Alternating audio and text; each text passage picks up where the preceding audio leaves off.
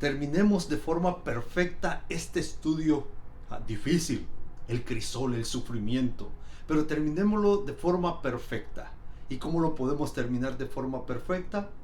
Con el ser perfecto, Jesús, nuestro ejemplo perfecto, tu ejemplo y mi ejemplo a seguir. Tres interrogantes quizás con ellas pudiéramos resumir el trimestre. Primero, ¿por qué sufrimos? Segundo, ¿dónde está Dios cuando tú y yo estamos sufriendo? Y tercero, ¿cómo enfrentar el sufrimiento? Eso es lo que hemos venido estudiando. Y ahora, a través del ejemplo de Jesús, podemos comprender con claridad qué es lo que está sucediendo a nuestro alrededor. Número uno, ¿por qué sufrimos? Jesús sufrió a causa del pecado. No de su pecado, sino del tuyo y del mío. Por amor a ti y a mí, a causa del pecado, de la maldad de Satanás, Jesús sufrió.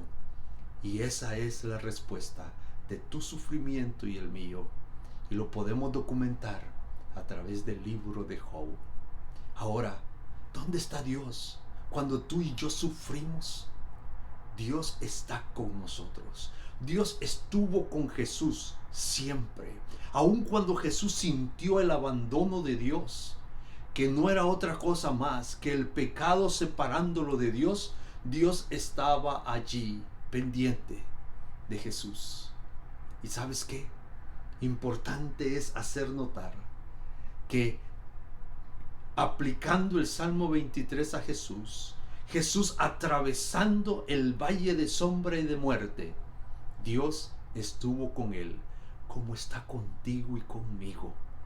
Pero muchas veces la culpa, el pecado, sentimos que Dios nos ha abandonado. Pero te lo recalco, te lo repito, Dios está allí. Clama y Él te responderá. ¿Cómo enfrentar entonces el sufrimiento? Porque este trimestre está claro. Debemos enfrentar dificultad. ¿Por qué? Por mi pecado, por tu pecado o por un mundo de pecado que nos rodea. Número uno, ¿cómo enfrentar el sufrimiento? Ok, Jesús enfrentó el sufrimiento con fe. Aun cuando sintió la agonía y la desesperación y sintió que Dios lo abandonaba, Él ejerció fe y entregó su voluntad a Dios y entregó su alma ya en el Calvario a Dios. Tú y yo, de igual manera, si tienes problemas, si tenemos dificultad, entreguemos nuestra voluntad a Dios, entreguemos nuestra alma a Dios y que Él haga su voluntad. Porque eso fue lo que hizo Jesús allá en el Getsemaní. Dejó que la voluntad de Dios fuera en su vida. Una tercera lección de aprender es que en el crisol, en el problema, en la cruz, Jesús sufría, pero no se preocupaba por él mismo. Estaba pendiente de aquellos que lo maltrataban. Estaba pendiente de su mamá. Estaba pendiente de todo lo que estaba aconteciendo a su alrededor, sin preocuparse por él. Cuando tú y yo sufrimos, no nos encerremos en nosotros. Ayudemos a los demás, que alivio viene a nuestra alma.